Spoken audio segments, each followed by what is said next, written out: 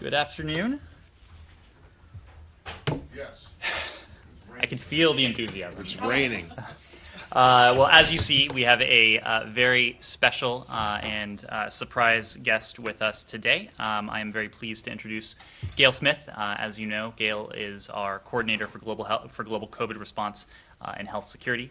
As you might surmise, she is here today to speak about the announcement the president has just made and to take your questions. So, without further ado, I will turn it over to Coordinator Smith. Thank you, and hi, everybody. So as you know, the president has just announced that we will purchase and donate 500 million doses of the Pfizer vaccine to start a real push to get the world vaccinated. This is, I think, American leadership at its best, and it is part of a broader plan that includes the 80 million doses that we are sharing that the president's already announced, and efforts to get producers to produce more supply this year, even as we invest in local manufacture in a number of countries that we think can bring more vaccines online by the end of the year. It's our very strong view that given the lack of coverage around the world, it was absolutely critical to make a big move like this to get more vaccines into the system as quickly as possible. These vaccines will become available as of August, even as we are pushing out the 80 million doses that have already been announced. As you know, the president is going to be in the G7 summit. We've been working closely with our allies for the last several weeks on this and look forward to further announcements at the summit itself. Happy to take any more questions on this. I think I would simply say, as somebody who has worked on a lot of viruses in my life and this pandemic since it started, we think this is going to be a game changer in finally starting the flow of vaccines around the world in order to bring this pandemic to an end. Yes. Yeah. Thank you. How would you prioritize? I know, no one country is more needy than Right. the other and so on. How would you prioritize and distribute these vaccines around the world? Right.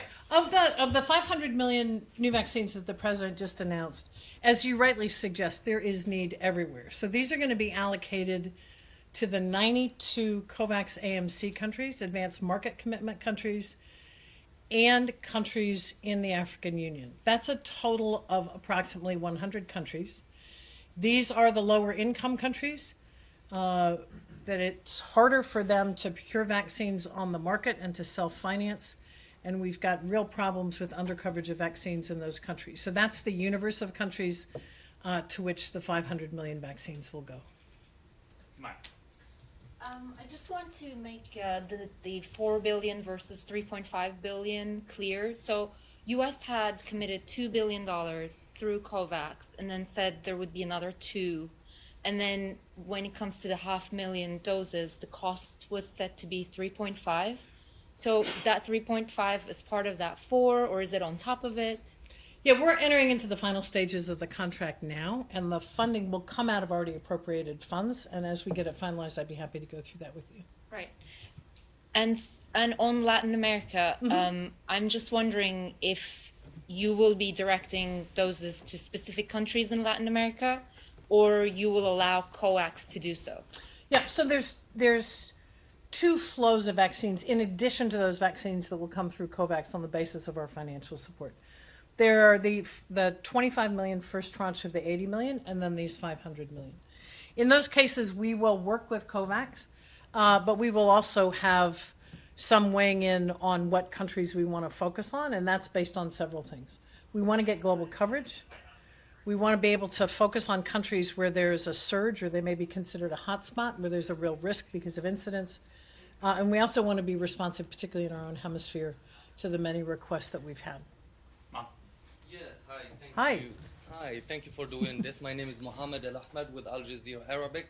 I have a couple of questions. So what type of vaccines are we talking about? Are we talking about Johnson & Johnson, Pfizer, or a mixture of all of those vaccines?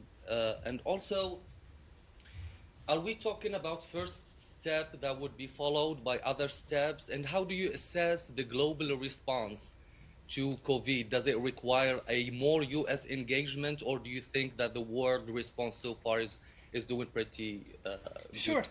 So on your first question, the doses that we are sharing from our national supply, so that's the 80 million doses, those are a combination of J&J and Moderna.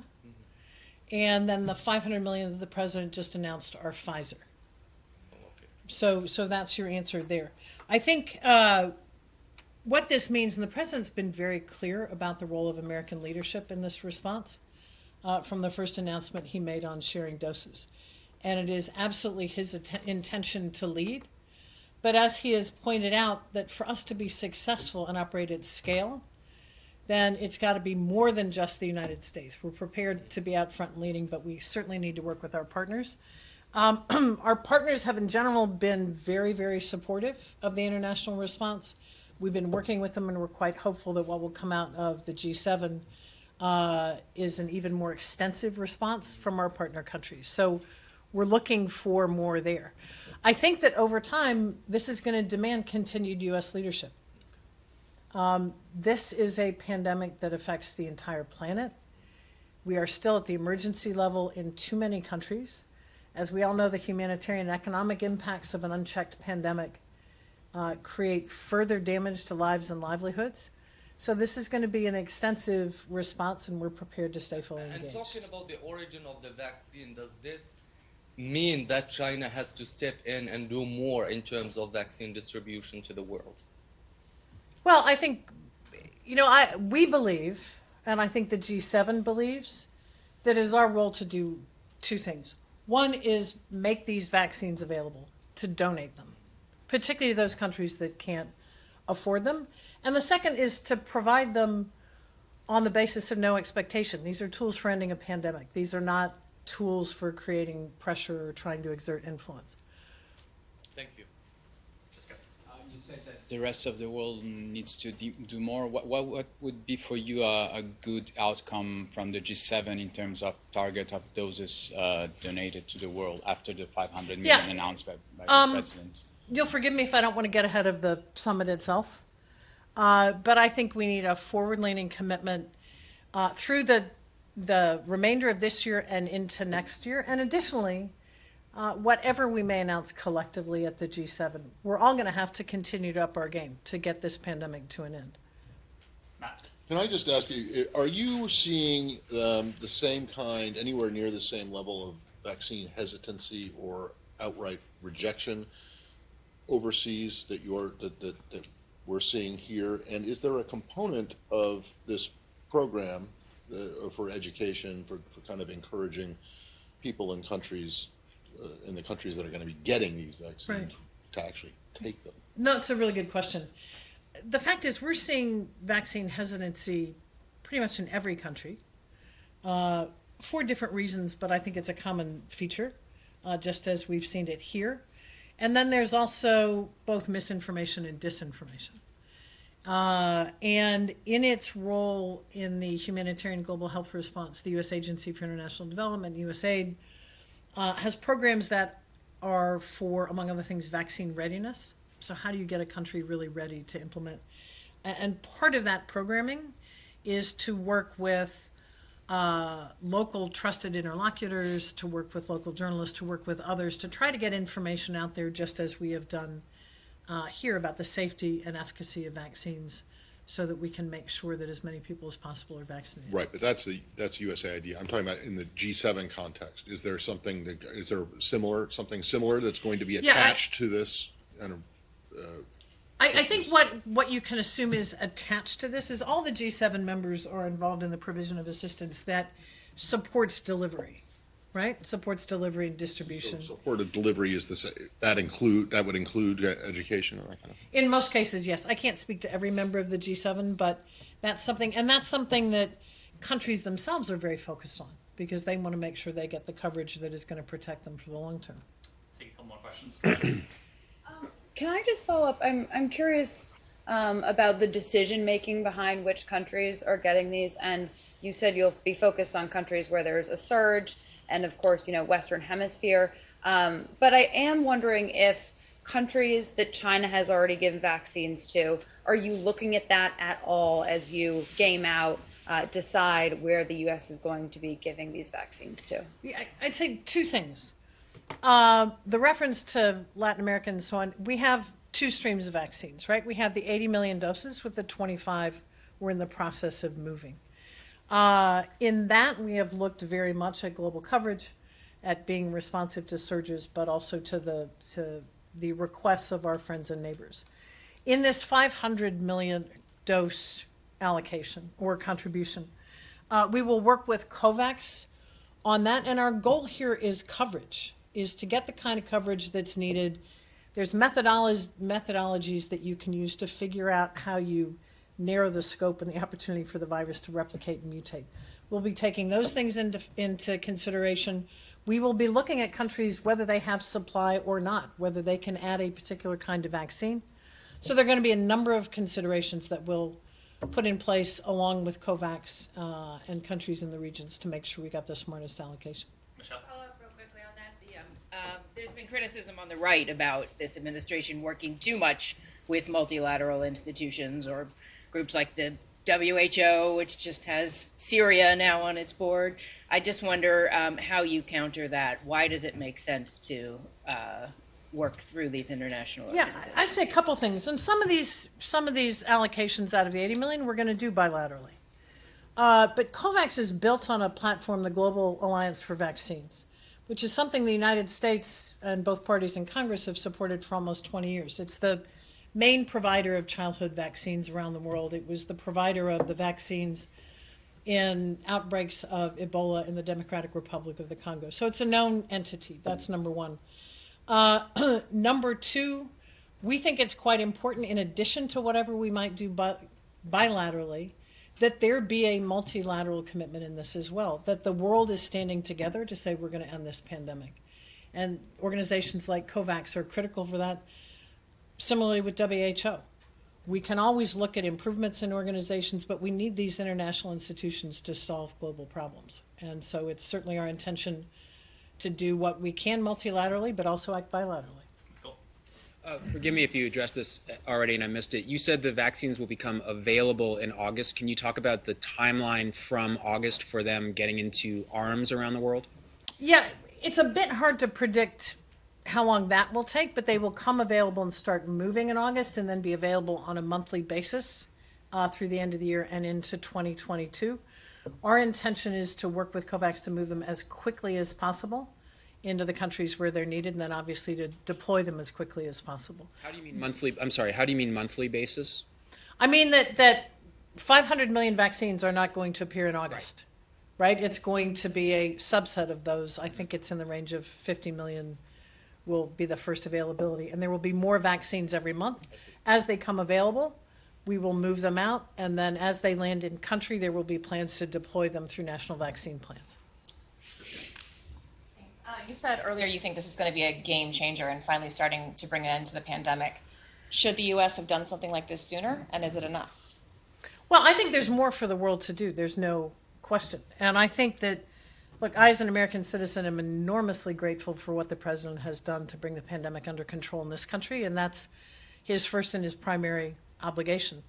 But he's been very clear since the start that once there was a level of comfort with where we are with the pandemic in the United States, we would immediately turn to leading on the global stage, and he's done that. And I'd remind you that one of his very first moves was the provision of $2 billion to COVAX to move that forward. I think all of us are going to have to continue to stay on the case. As the president has said, we're going to continue to lead on this. We will continue to do more. We're going to expect and work with our allies and others so that they do more as well. But I think we're in this for the long haul. Abby? Apologies if I missed this as well, but is there any specific effort or attention being made to help refugee populations, particularly in refugee camps where COVID-19 has obviously been Yes. such a problem? Yeah, we've got a focus on that in two ways. Through the State Department and our Bureau of Population, Refugees, and Migration, we are providing assistance that is targeted towards refugees and the impact of the pandemic on those populations. As well, there is what's called a humanitarian buffer available so that there are ways to reach say, refugee populations in a given country. So that is something that between our international partners, the State Department and USAID, we're focused on those disenfranchised populations that are hard to get to. So yes. Let's take a final question in the back. Yeah, hi, good afternoon. It's Sebastian Fest from Infobay, Argentina. Would like to know whether there was any reflection in the government about giving some vaccines to Venezuela, even knowing the big political differences between both countries. I think our view has been that vaccines need to be available to citizens everywhere if we're going to end a pandemic. Whether or not we are the ones that provide them is a different story. So I can't speak to the specifics of that, but I do think in principle it's our view that vaccines need to be made available. There was everywhere. no debate. This was not even an idea. I mean, there was no debate. I'm not going to go into what the internal discussions have been about how we allocate vaccines, but to tell you where the guardrails are. One is that we think vaccines need to be made available everywhere, and as the United States, we're going to do everything we can to maximize coverage. But also coordinate with other countries and also other donors so that we can make sure the world's in fact covered. Thank you very much, Coordinator Smith. Appreciate it. Thanks, everybody. Please come back anytime.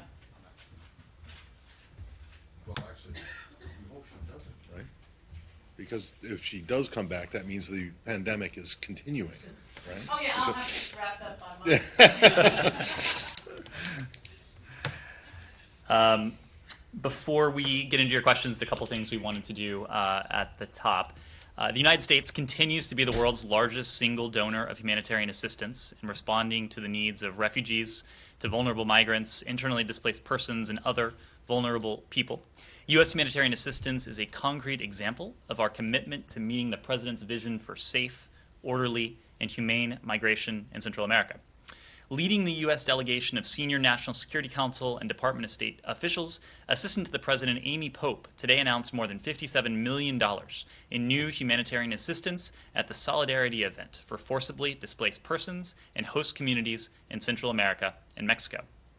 Through our international organization partners, it will help meet the immediate humanitarian needs of forcibly displaced persons and to support access to protection in line with the national action plans of the Comprehensive Regional Protection and Solutions Framework countries. That is to say, Belize, Costa Rica, El Salvador, Guatemala, Honduras, Mexico, and Panama. International cooperation will continue to be essential for efficient, humane migration management. We urge others to join us in our commitment to respond to the needs of vulnerable people across Central America and Mexico. The United States condemns the ongoing suspension of Twitter by the Nigerian government and subsequent threats to arrest and to prosecute Nigerians who use Twitter. The United States is likewise concerned that the Nigerian National Broadcasting Commission ordered all television and radio broadcasters to cease using Twitter. For 60 years, the United States has been proud to partner with Nigeria on a broad array of issues and objectives, with the cornerstone of this relationship being premised on the vibrancy of democracy, a principle embraced by our two nations. Unduly restricting the media and all Nigerians from reporting, gathering, or disseminating opinions and information has no place in a democracy, and it undermines our partnership. Freedom of expression and access to factual and accurate information provided by independent media are foundational to prosperous and secure democratic societies. We join the UN Human Rights Office and partner nations who call for Nigeria to respect freedom of expression online and offline. So with that, I would be happy to take your questions. Thanks, Ed. I got a couple on Iran. Sure. One, do you make anything of them, of these warships that have now reached the Atlantic? Do you have any concern about that? We have seen the press reports regarding this movement. What I would say from here is that we're prepared to leverage our applicable authorities, including sanctions, against any actor that enables Iran's ongoing provision of weapons to violent partners and to proxies. This is a concern that we've talked about broadly in the context of Iran, even as we work with our allies and partners in the P5+1 context to attempt to put Iran's nuclear program back in a box. We will continue to apply pressure on Iran if it attempts to transfer any weapons to violent partners and proxies. Yeah, but the mere present, I mean, is there any indication that that's what they're doing? I wouldn't want to go into it from here. I'm not going to try and surmise what may be going on here, but what I will say is that if this is an effort to transfer weapons or otherwise to violate its international obligations, we would be prepared to respond. So their mere presence isn't a problem for you guys? As we've said in many different contexts, we believe in the rules-based international order. Maritime passage is something that freedom of navigation is something that we espouse for ourselves and for international partners. But again, if Iran would seek to affect the transfer of weapons or other illicit materials, we would be prepared to hold Iran accountable. And we, before that were to take place, we're prepared to do what we can to attempt to limit any such activity. Could I just, I just want to make sure I understand this right. So as long as the Iranian Navy or any other Iranian ship follows the international rules and respects international navigation norms, you don't have a problem with them sailing through the Atlantic up to the U.S. Up to U.S. territorial waters, or they're not there, and so I know they're not. But yeah. I just want to make sure you don't have an issue unless they're doing something that you find to be illegal. The rules of international maritime commerce apply as long as they're respecting them. You don't. I'm not going to speak to what the destination of these ships might be, what their intentions might be, what Iran may or may not be up to. But the broader principle is that freedom of navigation is a principle we defend for ourselves. It is an element of the broader rules-based international order. It's a rules-based international order that we believe and we defend and we promote, not only because it applies to us, but because it applies to the rest of the world. And secondly, on the sanctions that were announced today and the Treasury and you guys announced today, I'm curious about the removals, though. There's the managing director of the National Iranian Oil Corporation and a managing director of one of its subsidiaries who have been taken off. Those sanctions were first imposed in 2013. The statement says that they were being removed because they're no longer in violation of what they had been in violation for.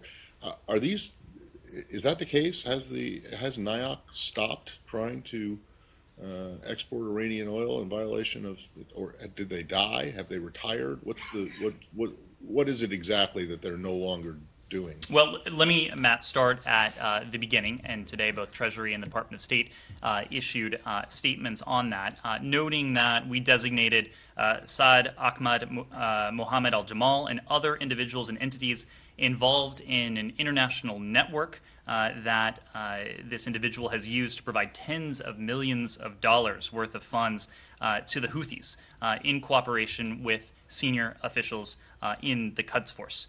Those in this individual's network of front companies and intermediaries have been selling commodities, including Iranian petroleum, throughout the Middle East and beyond. And they channel a significant portion of those revenues to the Houthis in Yemen. As I've said already in a different context during this briefing, we are going to continue to use all tools available to us to restrict Iran's support to proxies, to terrorist groups, to other malign actors in the region, or even potentially beyond.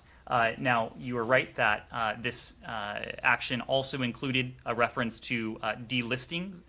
These delistings, as noted in the statements today, are a result of a verified change in behavior or status on the part of the sanctioned parties. The broader point here, and we have always maintained this, sanctions are not an end to themselves. Sanctions are a means to an end. Every time we impose sanctions, it is our hope that through a verified change in behavior, a verified change in status, we'll one day be able to remove those sanctions, because that means that through one way or another, our policy objectives have been met. The delistings that we referenced today, again, demonstrate our commitment to lifting sanctions in the event of a change in behavior or status for sanctioned persons. Now, delisting is a normal practice. It is a practice consistent with good sanctions hygiene and administrative processes. And just to be clear, there is no linkage, there's no connection to the delistings that we announced today to the JCPOA or to negotiations that are ongoing in Vienna. I get the broader point, but that's not what I'm asking. What specifically did they do? What was the change in behavior or the change in status? I don't want the broad. I understand the broad goal is you put sanctions in place to change behavior, and once the behavior changes, then you lift them. So what did these guys and the other entities that were delisted, what did they stop doing? Treasury can give you, I imagine, they can't actually. Additional they haven't. detail on this. But again, do you know if they're still alive? Have they been removed because they died or left their positions? So this is the result. It is a result of a petition for delisting. The petitions are reviewed very carefully. They are verified by experts to ensure that the information put forward is factual, that it is accurate, and only after we have verified the information put forward in petitions would we undertake a delisting. Is it your understanding that they are still in their position, the positions that they have been sanctioned for in the first place? It is. And if not, because I wonder if NIOC itself has not been delisted. So if they're still engaged in, if they're still working in those jobs, then,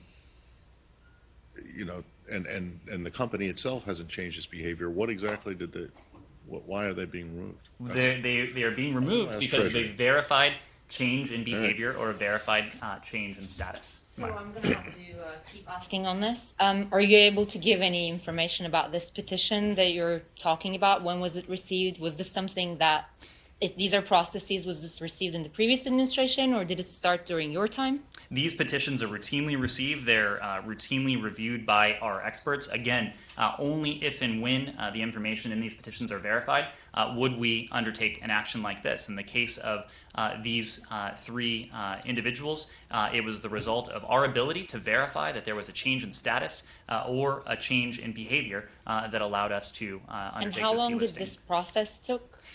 You're asking technical questions about a very technical process that takes place at the Department of the Treasury, so there's only so much I understand, I would but there's a lot of commentary out there that this is like a first step in a broader campaign to ease pressure on Iran as you move forward in the Well, there's a lot of commentary negotiations. out there that is routinely And wrong you're on these not- subjects, and yeah, it is you're wrong, not as able I to said, tell because what they stopped doing. So, I mean, for example, is this characterization correct? Like, if you're not able to tell what they're doing precisely differently, which you say is technical, but I don't think it is, then this kind of commentary is just going to keep continuing. What is absolutely true is that there is absolutely no connection between the JCPOA, ongoing negotiations in Vienna. This is a routine technical practice consistent with sanctions hygiene, with administrative processes that the Department of the Treasury routinely reviews and undertakes as appropriate. If it's routine, should we expect to see more of these delistings then? Again, it is something that is part and parcel of good sanctions hygiene. I would expect that delistings, you may be seeing more of them in the months and years to come. Okay, one final thing on this. Would you expect to see, is there any chance of a deal by Friday before the election? By a deal, I assume you mean? Yes, like on the nuclear talks. On the nuclear talks. So as you know, and as I spoke to you yesterday, Special Envoy Malley at the end of this week will be returning to Vienna along with his team to undertake the sixth round of negotiations. We've always said we expected this to be a multi-round set of negotiations. They've been able to make progress in the preceding 5 rounds. I think on the part of the Iranians, it has been an opportunity for them to crystallize the steps they would need to undertake to resume compliance with the JCPOA, to resume compliance with the most stringent verification and monitoring regime ever negotiated. For our part, too, it has helped us to crystallize the decisions and the steps we would need to take in order to resume compliance with the JCPOA. And that entails what sanctions would need to be removed, what sanctions would be inconsistent with the JCPOA. if we were to In resume. other words, practicing good sanctions hygiene. Good sanctions Who hygiene. who exactly came up with that phrase? I will Because send, it I will sounds send- like I will- like washing your hands, right? So if you're washing your hands of sanctions, that you know, I will send makes- your compliments to the team. Look, we have always said that we are engaging in these negotiations because we believe that diplomacy, principled diplomacy in concert with our partners and our allies, is the most effective and really the only durable means to restrict Iran's nuclear program and to ensure, once again, that Iran is verifiably and importantly permanently prohibited from obtaining a nuclear weapon. We're not dragging our feet. We are not accelerating beyond the point of what is appropriate. We are going at the speed that these negotiations need to move at. Again, these are complex negotiations. These are technical details. These are not strategic talks because we have a strategic framework in the context in the form of the 2015 JCPOA. These are also indirect negotiations. And as I said before, there's no small amount of distrust between the United States and the Iranians, as well as between the Iranians and some of the other negotiating parties. So I wouldn't want to put a time frame on it. We are engaged in this in an effort to achieve that compliance for compliance.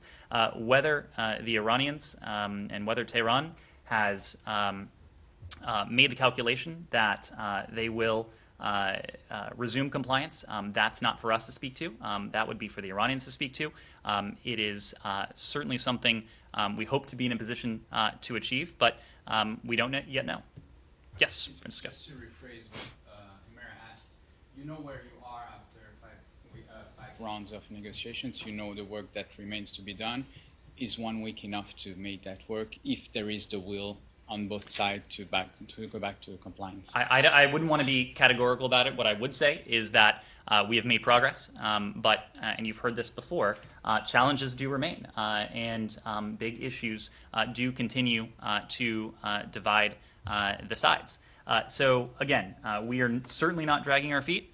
We are moving at a principled pace. We're moving at a pace that is consistent with our desire to see Iran's nuclear program once again restricted and to see Iran once again subject to a permanent and verifiable ban on ever obtaining a nuclear weapon. That's our goal in this.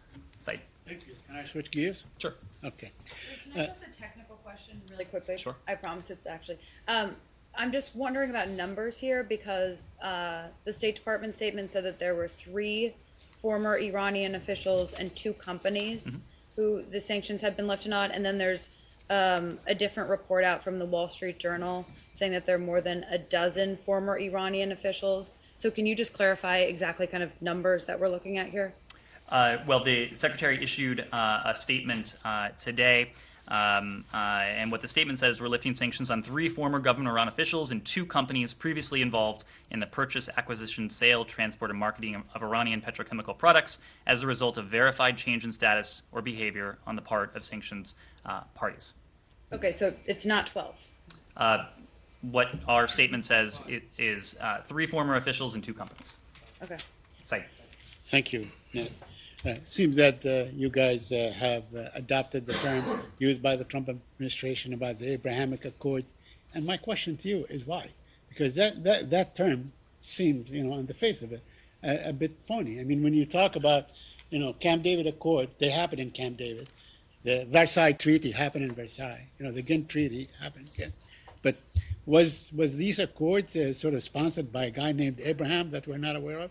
Unless it's the nom de guerre of, let's say, the former ambassador to Israel, Mr. Friedman. So I'd like your comment on that. I have a couple of questions on Mr. Pompeo's interview and on USA to UNRWA. Well, this question has come up a number of times in this room. Again, we are not focused on terminology. We are focused on the underlying policy, on the underlying idea behind these agreements. And as we said before, we welcome, we support the recent agreements between Israel and countries in the Arab and broader Muslim world. And we will, our goal is to build on them, to urge other countries to normalize relations with Israel and look to expand opportunities for cooperation between Israel and its neighbors in the region and beyond. At the same time, we have also said that even as we work to build on these agreements, to deepen them where we can, to add additional countries to the list, we also recognize that they're no substitute for progress when it comes to the Palestinians. And so that is why we have demonstrated the President's commitment and Secretary Blinken's commitment to re-engage with the Palestinian people, with the Palestinian Authority, again, to meaningfully improve lives for Palestinians and Israelis alike. What we've said before is absolutely true, that we believe that Israelis and Palestinians should enjoy equal measures of security, of safety, of prosperity, of democracy, and of course of dignity. And that's what we're going to continue to strive to achieve as we simultaneously seek to build on these agreements. Although they really are no more than transactional agreements. I mean, the UAE seems to have gotten the F-35, but I don't want to discuss this forever. I want to ask you about UNRWA. I know that there was an interview with Philippe Lazzarini. He talked about what happened last year and so on, and they were on the verge of collapse. Also, there's a great deal of demand to look into Palestinian textbooks. My question to you, has the State Department ever looked into Palestinian textbooks? Do you do your own reviews? Because, what the Israelis want these texts to do is be completely devoid of any Palestinian history, as though the Palestinians live on Mars or some other planet. Well, we discussed this at some length as well yesterday. But what I will say is that in our communications with UNRWA, the agency has made firm commitments to the United States on issues of transparency, issues of accountability, importantly, issues of neutrality. And that's what we're talking about here. That commitment to neutrality includes zero tolerance for racism, for discrimination, and importantly for anti-Semitism. Lazzarini, who was appointed, as you know, just last year, conveyed his utmost commitment to these principles, and it's something we will continue to demand. We take this very seriously, and because we take it so seriously, it's something that we do closely monitor. So who should be the final, sayer on these things, whether they pass or they don't pass, they fail on these issues that you just mentioned? Is there like an entity that you would like to designate to look into these things to make sure that, in fact, these textbooks have no anti-Semitism, have no racism and so on, as you suggested? Or maybe you can sponsor some sort of an entity that can look into these things? Well, again, our review of these is predicated on principles. And the principles that we believe in, the principles that we have insisted upon, and the principles that in turn UNRWA has agreed to adhere to are those of transparency, accountability, and neutrality, especially when it comes to zero tolerance for racism, discrimination, and anti-Semitism. That's what we'll continue to monitor very closely. Mohammed. Yes, thank you, Ned. A quick follow-up on Saeed's question. You said that this administration wants to build on Abraham Accords, but they don't substitute any peace between the Israelis and the Palestinians. So don't you think that requires a plan? So the question is, do you have a plan to boost or revive the peace talks, or are you planning to launch a plan to revive the peace talks in the Middle East? And I have other questions. Thank you for the question. It's what I would say, a couple things. We've been very clear, both before the recent violence, during it, and in the aftermath of it, that we are realistic about where things are between Israelis and Palestinians at the moment. I don't think anyone in this building is of the mind that right now would be an opportune time, that the moment is ripe for direct negotiations between Israelis and Palestinians towards a two-state solution.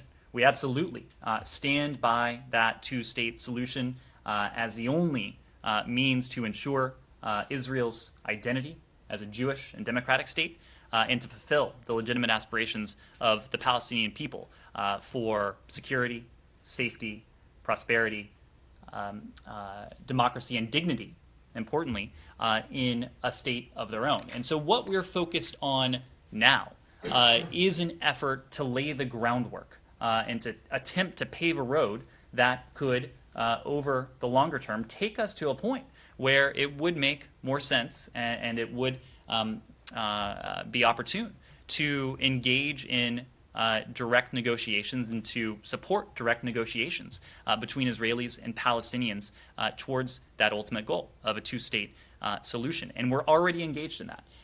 As you've heard from President Biden, as you've heard from Secretary Blinken, we are committed to deepening our partnership, our stalwart alliance with Israel, and we have reasserted our commitment to Israel's security, including when it comes to replenishing the Iron Dome. When it comes to the Palestinian people, we are determined, and we already have taken concrete steps to re-engage the Palestinian people and the Palestinian Authority.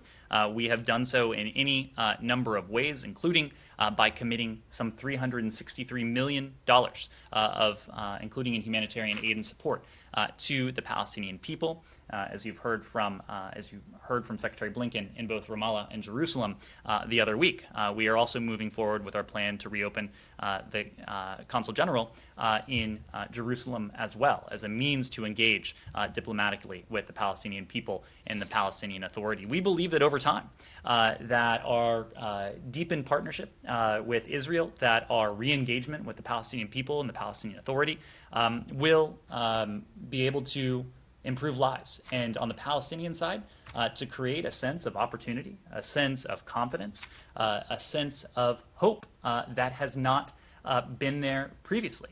And we are doing this not only to improve lives, although that is critically important.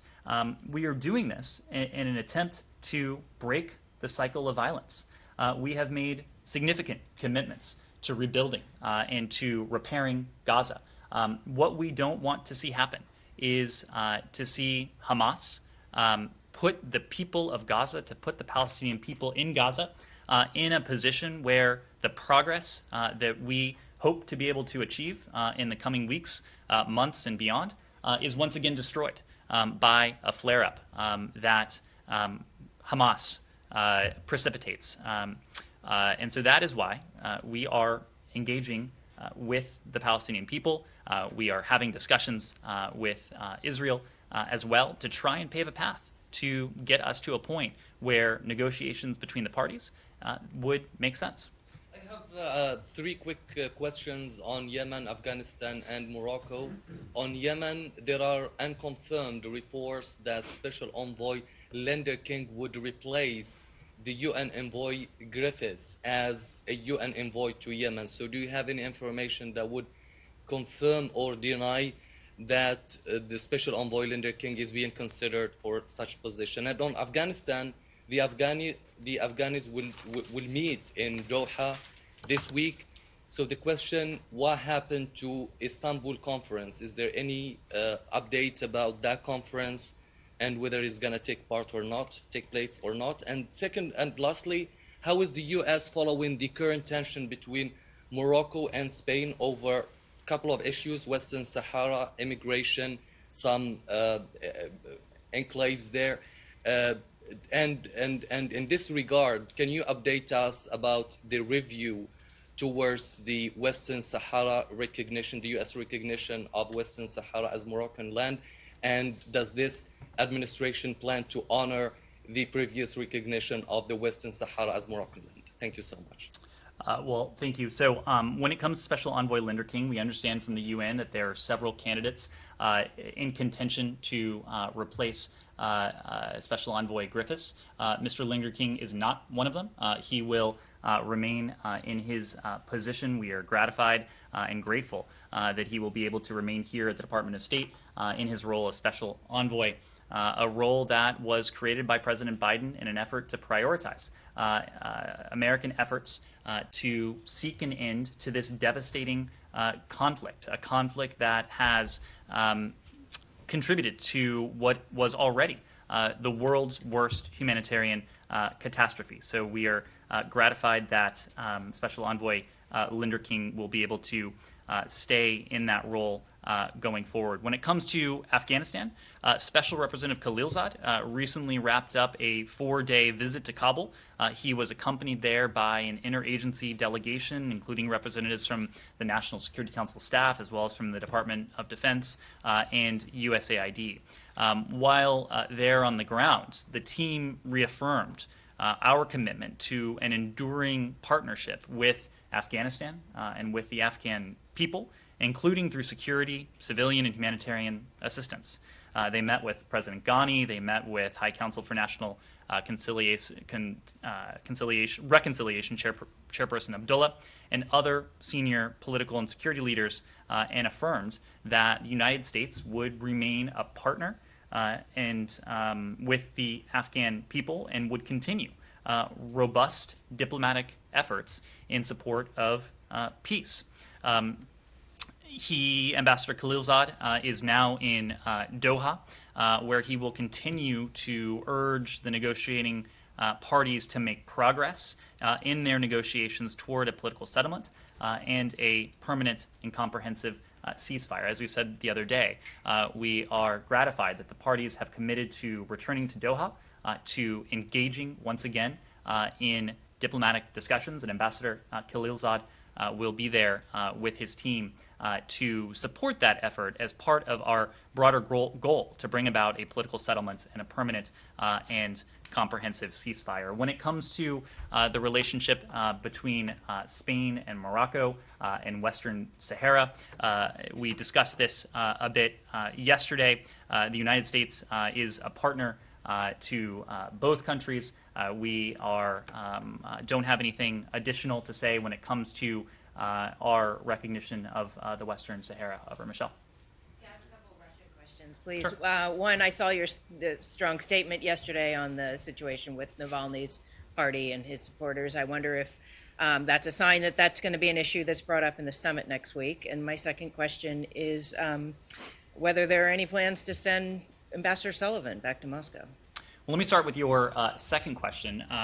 We have always said that Ambassador Sullivan will return to Moscow in the coming weeks. And just as a reminder, Ambassador Sullivan returned to the United States from Moscow several weeks ago, not because he was expelled, not because he was forced out of the country, but because he came here in advance of the summit. He came here to consult with members of the new administration, many of whom he had not met in person. As you recall, Ambassador Sullivan was kind enough and gracious enough to remain in his position after serving in that role during the previous administration, and the Biden-Harris administration asked him to remain, and he very graciously agreed to do so. But also, Ambassador Sullivan had not been back here in the United States for quite some time and had not seen his family for quite some time. So Ambassador Sullivan has been deeply engaged in the preparations for the upcoming meeting between President Biden and President Putin. He's been deeply engaged with senior White House officials. He's been deeply engaged with senior State Department officials here as well, and we have every expectation that he'll return to Moscow in the coming weeks. When it comes to the content of the summit, it will be an opportunity for President Biden to review with President Putin the totality of the relationship. And as you know, one of the issues that we consistently note is the egregious human rights situation in Moscow, in Russia, and the steps that the Russian government has taken, including and even in recent weeks and recent days, and in the case of labeling Mr. Navalny's organization an extremist organization, recent hours, to close further political space and to restrict political space for Russian citizens, denying them, in many cases, the fundamental rights and fundamental freedoms that are guaranteed not only by the UN Declaration of Human Rights, but also by Russia's own constitution. It is of great importance to us. It is of great importance to President Biden, and I have no doubt that human rights broadly will feature in the summit, as well as the detention of various individuals, including Mr. Navalny, and of course, the Americans who are being unjustly detained in Russia and who should be and who must be reunited with their families as immediately. You keep saying that you guys want Russia to be predictable. You know, that a term that we hear. What does that mean? You want Russia to have a predictable policy or to be predictable? What we want and what we have consistently said is that we want to see this relationship become one that is marked by stability and predictability. It has been anything but so far, and it is not because of anything that Washington has done. It is because of actions that have emanated from Moscow. And of course, we need not go through the litany here, but we have spoken in recent months to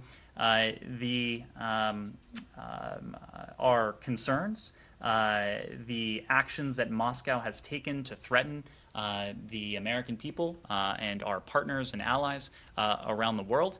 That will certainly feature in the conversation between President Biden and President Putin, as will those areas for potential cooperation, including in the area of strategic stability, and where we might explore and test the proposition as to whether we can deepen cooperation in some areas, just as we're very clear with Moscow that President Biden will not accept a proposition, will not accept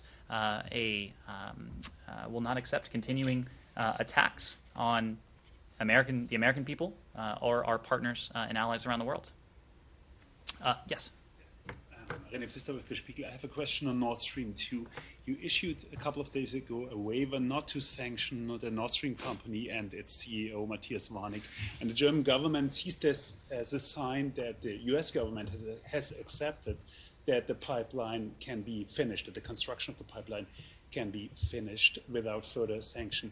Is this an interpretation that reflects the reality in your view? Is it the interpretation, of the German government? It's the interpretation of the German government that the pipeline can now be finished without further sanction. The fact is that our position has not changed, and we have been very clear about our position. And that is that we are opposed to the pipeline, that we view it as a Russian geopolitical project, a project that threatens European energy security and, in fact, that undermines the security of some of our close partners, including Ukraine and other countries on NATO's eastern flank. Our goal in all of this remains to ensure that Russia cannot use energy as a coercive tool against Ukraine or anyone else in the region. And this position is precisely why, even in recent weeks, the United States imposed sanctions on 4 Russian entities engaged in sanctionable activities under our legislation and listed 4 vessels as blocked property. We will continue to take action as appropriate against entities and individuals engaged in sanctionable activity to demonstrate our continued opposition to this pipeline. In every conversation that I'm aware of between senior State Department officials, Nord Stream 2 and our opposition to it has been a feature in it. And of course, President Biden will have an opportunity to meet with Chancellor Merkel and to review our close and deep relationship with Germany. But any relationship as important and as expansive as this one is going to have areas of disagreement, and this is one of them. If I may ask, why did you issue the waiver for Nord Stream and Warnig? Why the waiver for Nord Stream and the CEO, Matthias Warnig? Well, as we have said, when we took office, this pipeline was over 90% complete, perhaps even more than 90% complete. And as the Secretary said on the Hill earlier this week, there's a low likelihood of being able to prevent or to forestall the pipeline's physical construction using sanctions. And as I said just a moment ago, we do have a very close relationship with our ally Germany. It is a relationship that is tremendously important to us. It's a relationship that spans not only the region but a broader swath of the globe. It's something we value. We did not want to arrive at a situation where the pipeline was the physical construction of the pipeline was completed, while also putting our relationship with our ally Germany on footing that was perhaps less stable, or undermining that relationship in any way. We feel that other tools are more appropriate to engage our German allies, including the tool of diplomacy. And that is a tool we've been wielding ever since this administration took office. Again, every conversation that I'm aware of that has taken place at a senior level, our opposition to Nord Stream 2 has been raised. It's something we will continue to raise, and we'll continue to discuss not only with the Germans, but also with Ukrainians and other partners, how we might be able to ensure that Russia cannot use energy as a coercive tool against Ukraine or any other country on NATO's eastern flank. Christiane. Brief 270-part question. No, I'm just kidding. Do you have anything on this drone attack at Baghdad International Airport yesterday? Were there any Americans injured, and was this a State Department facility? There were, as we understand it, 2 different attacks yesterday, one at Balad Air Force Base, an Iraqi base where there are U.S. contractors present. There was a second attack at a diplomatic facility, the Baghdad Diplomatic Support Center at the Baghdad International Airport. There was no serious damage to the facilities or casualties attributable to the attacks, and an investigation is ongoing. A small number of personnel were treated and released for smoke inhalation, as I understand it. We're still assessing those attacks, and we'll reserve comment until we have a fuller understanding of them. All right, thanks, Ned. Yes, in the back. I bring you back to Latin America. I mean, how would the U.S. government define the current relation with Argentina? And in this context, I mean, President Fernandez has said many times that he would like to visit the White House probably this year. How likely is it? And also in this context, in a few days, the president of the Chamber of Deputies of Argentina, Sergio Massa, is coming here for bilateral meetings. How big is his weight in the relation between both countries? Well, the United States is very happy to enjoy a positive and mutually beneficial relationship with Argentina.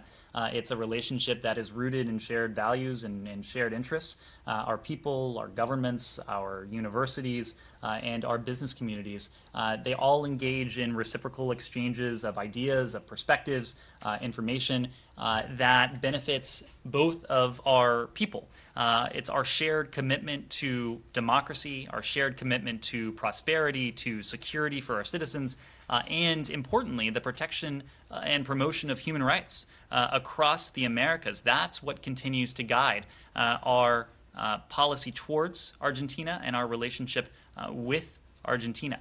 We're really gratified by the fact that there is bipartisan support for a U.S.-Argentina bilateral relationship based on these shared values, including the importance of maintaining a democratic hemisphere and facilitating trade and tourism between our two countries.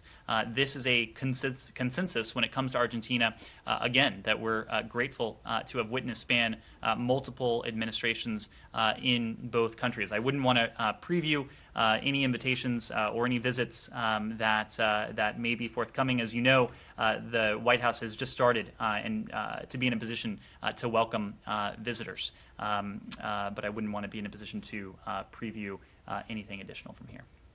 All right. Yes. In the context of the Iranian warship, going back to the very beginning, it is this administration's position that the UN arms embargo that had been imposed on Iran is no longer, correct?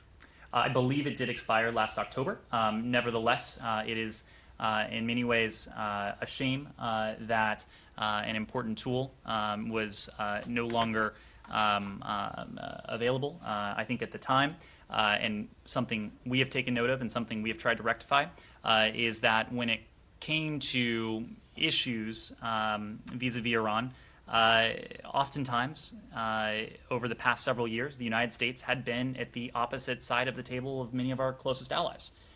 When we came in, we recognized the utility of bringing our partners and bringing our allies along with us when it comes to Iran. That's why we've been working in lockstep with our European allies and other partners in the context of the P5+1, Russia and China in this case, to explore the possibility of a mutual return to compliance. Yeah, but even if they go back into compliance, the arms embargo would still be gone. So anyway, my question, I raise it because you mentioned that, and I forgot to do it at the time, but you mentioned that one of your concerns would be is if they were sending weapons to malign actors. And I'm just wondering what exactly is illegal in international law about that right now, since there's no longer any embargo stopping them or trying to prevent them, or making it illegal or sanctionable for them to either buy or sell conventional weapons. Well, Matt, as we've said, we do have authorities available to us, including sanctions, that we would be able to leverage against any actor that enables Iran's... Sanctions, but those are American, and you said as long as they're not violating international maritime rules... We have sanctions available to us that allow us to hold to account any actor that enables Iran's ongoing provision of weapons to violent partners and proxies, and something we stand by. One last thing. I just want to get you on the record on something that's been circulating for the past couple of days. Was there ever a proposal from this administration to Turkey to deploy the S-400s in the NATO base in Incirlik? Our position on the S-400... I know your position on the S-400s. Was there ever a specific proposal to get them deployed inside Incirlik from U.S. side or from Turkish side to the U.S.? The Russian... Let me just state. Yes. Let me just state that Russian S-400s, and be very clear about this, are incompatible with NATO equipment. They threaten the security of NATO technology. They are inconsistent with Turkey's own commitments as a NATO ally. We urge Turkey, and we continue to urge Turkey, not to retain this system. In fact, Turkey's possession of this system triggered CAATSA sanctions under U.S. legislation. At the same time, Turkey is a longstanding and valued NATO ally. And that is why it's especially important to us that Turkey recognize the incompatibility of the S-400 system with its status as a NATO ally. Yes, this is a message that Secretary Blinken has made. President Biden, of course, will have an opportunity to see his Turkish counterparts on the sidelines of the NATO summit in the coming days. I wouldn't want to get ahead of that conversation, but our opposition to the S-400 system and our profound belief that it's incompatible with Turkey's status as a NATO ally is something we've repeatedly made clear to the Turks. You still need an interim solution. Was this ever, by this administration, because this was an idea with the previous administration, but by this administration, was this ever floated as an interim solution? I couldn't speak to what the previous administration may have floated, and I wouldn't want to speak to anything, to any private diplomatic discussions, but let me just say that we have never offered any indication that we are willing to accept Turkey's possession of the S-400 system. Again, it's incompatible with Turkey's status as a NATO ally. Thank you very much. Thanks. So is Nord Stream 2 incompatible with Germany's status as a reliable NATO ally? And Denmark, too? Who the hell what is this good sanction?